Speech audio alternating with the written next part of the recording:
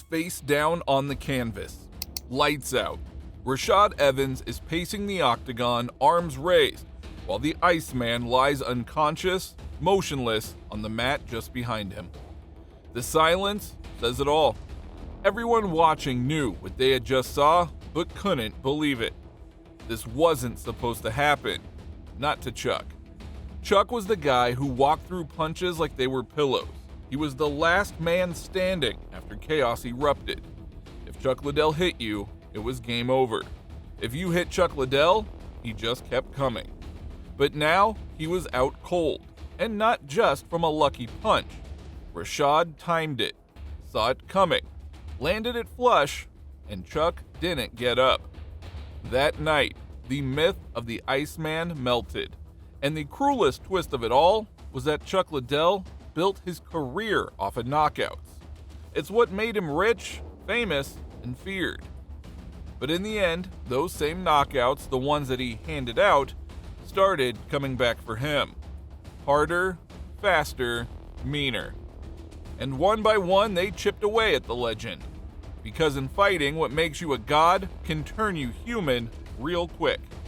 To understand how Chuck went from indestructible to broken, we have to go back to when he ruled the world. Before he became the Iceman, Chuck was just a kid scrapping on the beaches of Santa Barbara. Raised by a single mother and his grandfather who taught him how to box, Chuck Liddell grew up fighting. Not in the cage, but in backyards, college parties, parking lots. If you stepped to him, you better have meant it. Because you commit a fighting offense, we're fighting. And you kick my ass, and you commit that fight offense tomorrow, we fighting again. You're gonna get tired of beating me up if you keep doing that. And that's just having that like. By 12, he was doing Koei-Kan karate. By high school, he was the linebacker who also happened to be a wrestler. And when he got to Cal Poly, he became a Division I wrestler who kicked people's heads off on the side. Now, Chuck had power in his fists, but what made him scary was what he did with it. After college, Chuck didn't take the safe route. No cubicle, no office job. He took a side gig bouncing at bars, while compiling a 20-2 amateur kickboxing record. And 16 of those wins were by knockout. When Chuck stepped into the UFC in 1998, he was not a household name, but real ones knew what was coming. He beat Noe Hernandez, then flew to Brazil and battered Jose Pele Landy Johns in a bare-knuckle war. Then came Jeremy Horn, and that was the wake-up call. Chuck got submitted, and he didn't forget. That loss became his fuel, and what came next was terrifying. Kevin Randleman slept. Vitor Belfort outclassed. Jeff Monson, Mario Bustamante, Amar Sulov all folded. And then came Japan. Pride 14. Chuck starches Guy Mesger in round 2. Then he enters Pride's legendary 2003 Grand Prix and faces a young Alistair Overeem. Overeem was faster, cleaner, more technical, and Chuck still knocked him out cold. You could hit Chuck with everything. He would find that one opening and make you pay. This wasn't just a new contender, this was a problem. A cold-blooded, stone-faced killer who fought like it was personal, but never once smiled about it. The UFC hadn't seen anything like him, and he was only getting started. As Chuck was about to enter his golden era, the Iceman didn't just fight like a machine, he fought like a myth. And when Chuck Liddell was the champion, Chuck Liddell was so terrifying. Yeah. He was this do or die berserker. He would just come at you, just swinging bombs, take one on the chin, knock dudes out. His fights were wild. He was the real reason why the UFC became uber popular, because you would watch The Ultimate Fighter and it was a wild fight, a great fight, but then you need a destroyer. Right. You need a destroyer, and that destroyer was Chuck Liddell. And for the run where he was at the top, where Chuck Liddell was just murking people. By 2004, Chuck Liddell wasn't just knocking people out. He was making them reconsider their careers. The UFC saw it, Dana White saw it, the fans couldn't get enough. But the one fight that everyone wanted, Chuck versus Tito. That wasn't just hype, that was real hatred. Tito Ortiz was the poster boy of the UFC. Flashy, cocky, and constantly ducking the one guy who could ruin everything for him, Chuck. So when they finally squared off at UFC 47, there was no more hiding, and Chuck made it ugly. Second round, a short, sharp barrage. Ortiz dropped like a sack of bricks.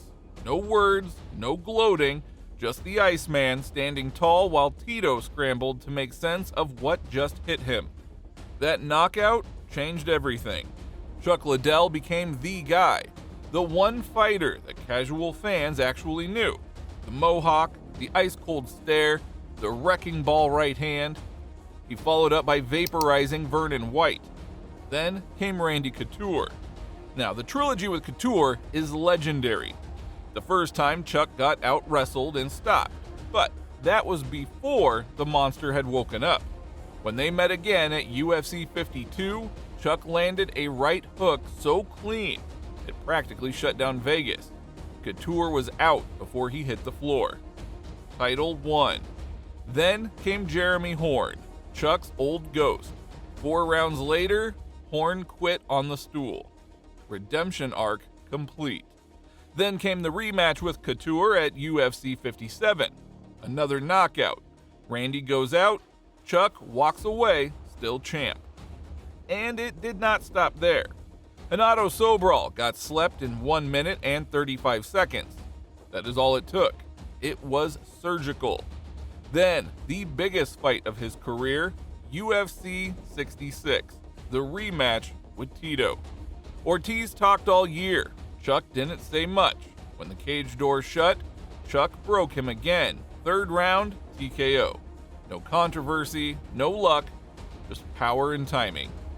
That was 4 straight knockouts, 4 straight title defenses, millions of pay-per-view buys, UFC booming. And the Iceman was at the heart of it all. No one was even close. And for all these years, Chuck walked through bombs like they were raindrops. Chuck Liddell wasn't just winning. He was walking through hell and laughing on the way out. For a solid 3 years, Chuck didn't just survive punches. He invited them. Fighters would land flush, clean rights, massive hooks, and he'd eat them, blink once, and come forward like nothing happened. His chin was absurd, legendary. Opponents hit him with everything and broke themselves in the process. People talked about Chuck's power, but the real secret weapon was his granite jaw. It let him trade when no one else could. And that is where Chuck thrived. He didn't move his head because he didn't need to. He stood in the pocket, hands low, chin high. A dare. You punch me, I punch harder. Just ask Vitor Belfort. Ask Tito. Hell, ask Randy. Even his training partners were baffled. Some tried to spar with him and ended up with broken noses or broken hands. Brutality followed him into every fight. His opponents knew it too. You could see it in their eyes. They weren't just fighting a man, they were fighting the aura. There was this sense that Chuck couldn't be hurt, couldn't be knocked out. He didn't just win fights, he walked through fire to do it. Dana White saw it. Chuck wasn't just a fighter anymore. He was the UFC's face, literally. Spike TV has Chuck's face. The video games had Chuck's face. Magazine covers, ESPN, morning talk shows. Chuck was everywhere, and the fans loved it. He was raw, real, no fake persona. Just a mohawked assassin who let his fists do the talking. He'd show up, murk someone, and go right back to training. Chuck wasn't chasing fame, he just loved fighting, and you could tell. That is what made him special. No gimmicks, no politics, no social media beef. Just pure violence. For a while, it felt like this would never end. The Iceman was untouchable. Until he wasn't. Because every chin has an expiration date. Even Chuck's. September 6, 2008. UFC 88, Atlanta, Georgia. Chuck Liddell walks out like always, calm, composed, chin high, that signature walk that said this won't take long. Across the cage stands Rashad Evans, undefeated, explosive, hungry. But let's be real, no one thought that he was ready. Not for Chuck, at least. Everyone knew that Rashad was good. He wouldn't be here if he wasn't. But Chuck was Chuck. You couldn't bet against him. Round 1 starts. Chuck stalks. The crowd is electric. Every time he feints, the building twitches. And then he starts landing. Sharp, precise. The Iceman's timing is still there. Evans is circling, cautious, respectful, and he should be, because Chuck is landing. But then something strange happens. Chuck gets a little comfortable, starts opening up, swinging wider, and that's when it happens. Midway through the second round, Chuck winds up for his trademark right hand. He loads it, fires it, but Rashad slips and delivers an overhand right that detonates on Chuck's jaw. Lights out, instant. Chuck drops like a statue, completely stiff, arms frozen midair. The crowd is stunned. Evans is celebrating, but even he looks a little shocked. Joe Rogan screams, "He's out," as the replay shows it again. A single shot, perfect placement, perfect timing. And just like that, the myth was broken. This was different. Chuck didn't bounce back. He didn't shake it off. He didn't even twitch. He was unconscious before he hit the ground. For the first time in his career, fans saw it, clear as day. Chuck's chin, the thing that made him Chuck, was gone. And in fighting, when the chin goes, everything changes. This was a sign that the game had changed. The guard had shifted, and the Iceman's time was coming to an end. We've seen this before. Recall Tony's loss to Gaethje. Everyone thought it was just one loss, but Tony unraveled after that. So did Chuck. Because while this one knockout to Rashad could have been explained away, what came next simply couldn't. After Rashad Evans put Chuck out cold, the whispers started. Maybe he got caught. Maybe it was a fluke. Maybe Chuck just needed to tweak his camp, adjust the game plan, get hungrier. But then came Shogun. April 18th, 2009, UFC 97, Montreal. Chuck Liddell versus Mauricio Shogun Rua, the former Pride champion. Younger, faster, and now more durable. Chuck started the fight aggressive, looking like his old self, throwing wild rights, trying to drag Shogun into a firefight. But that's not what happened. Near the end of the first round, Shogun lands a short left hook that stuns Chuck, then swarms. Knees, punches, pressure. Chuck crumbles to the mat. The referee steps in. Another TKO. Now, it wasn't just bad luck, it was a trend. Chuck's legendary chin was failing him. Still, people begged him to stop. Dana White said it was over. You'll never see Chuck Liddell on the canvas again. It would have been a lot easier to hang it up. But I was getting paid really well, and I was winning fights and then just getting caught. So you always think, oh man, I can fix that. Okay, I can fix that. And when I finally figured out, I think Dana still says that he made me quit. He never made me quit. He was planning on asking me to quit. But we had a dinner together, and I guess he doesn't remember. But I said, look, man, I can't figure out why this is happening. I shouldn't. I can't compete the way I used to. So, and I'm done. And then just give me some time and let me wait, and so I can adjust to being retired, because it's a weird adjustment when you first retire. And what does that feel like, knowing that you're not going to fight anymore? Well, think about this. Like, as an athlete, you've been getting ready for something your whole life. You got something coming up, something doing this, something there, and then all of a sudden you're done. But Chuck wasn't done. One last ride.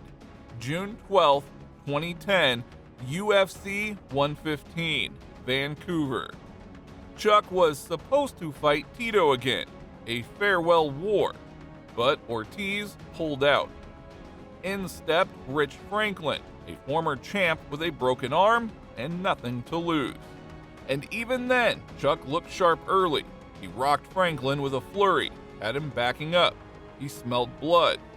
But with 5 seconds left in the round, Franklin throws a short right hook. One last shot before the bell. Chuck walks right into it. Gone. Out, face first on the mat.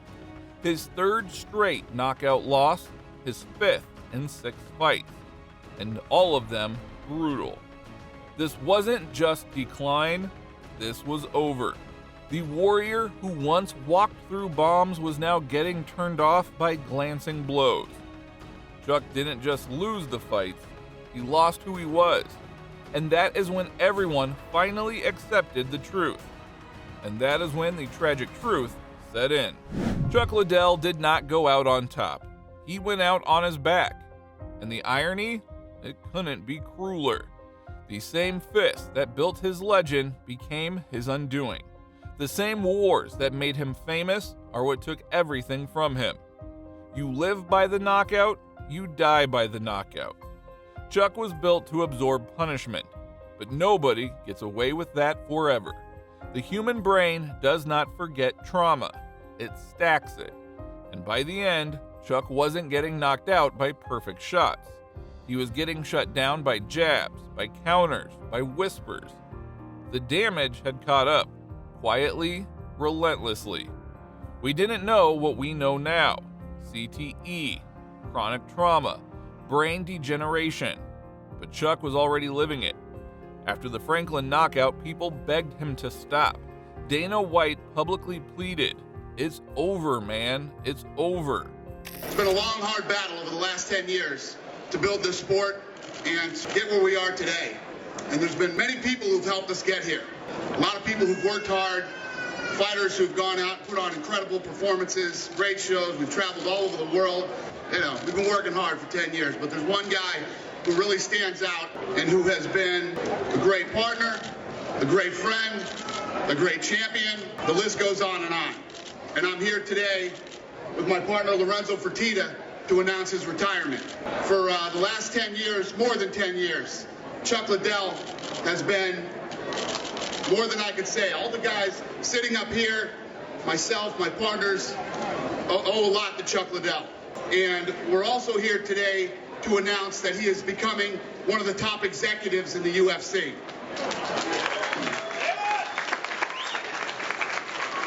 Chuck Liddell is now the new Executive Vice President of Business Development with the UFC. He's on level and on par with all the top executives. There's about 5 or 6 of us, and Chuck Liddell is now one of them. The UFC put him in a suit and gave him a title, Vice President of Business Development, a way to keep him close while keeping him out of the cage. Well, thank Frank, Lorenzo, and Dana for everything they've done for me over the years and for the sport. And most of all, I want to thank my fans, family.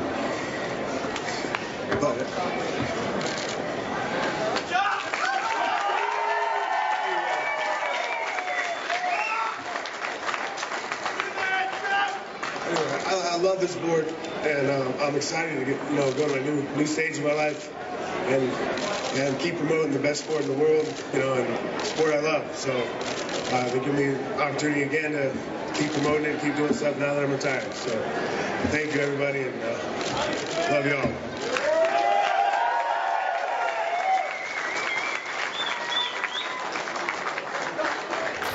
But even from the retirement speech, you could tell that Chuck didn't want to hang up his gloves. And the retirement didn't last long. Chuck is a very, very smart guy. I've said it many, many times. Tito, not very smart. Not an intelligent guy. He's just not. I'm not being mean. I'm not being rude. The worst thing about Tito is Tito's one of those guys that thinks he's smart, but he's not. And those are the most dangerous type of guys, okay? Chuck is actually a smart guy. And I tried to talk both of them out of this De La Hoya fight. Told them that this De La Hoya thing was bad. Chuck, I tried to talk out of the fight, period. Chuck Liddell is 50 years old and should not be fighting. He's a grown man and he can do whatever he wants to do. But let me tell you what, the commission that sanctions that fight, wow. In 2018, at nearly 50 years old, Chuck came back for one more. Golden Boy Promotions, a third fight with Tito Ortiz. Chuck looked like a shadow. Tito knocked him out in one round. It was painful to watch. Fans didn't cheer. Tito celebrated, but really this was nothing to celebrate. Everyone just stood there, pretending like they hadn't seen a legend get humiliated. Because the truth had already been written. Chuck Liddell gave us everything. And maybe, just maybe, we took too much. Because Chuck Liddell was untouchable until he wasn't. The chin that made him a legend became his biggest liability. But that is the price of being great in this sport. It doesn't matter how dominant you are. Eventually, like they always say, Father Time is undefeated. Chuck gave us knockouts, titles, memories that we'll never forget. And in return, we asked for more, then more, until there was nothing left to take. So if you remember the Iceman, remember it all. The glory, the fire, the fall. Because no fighter had a rise so majestic and a fall so brutal.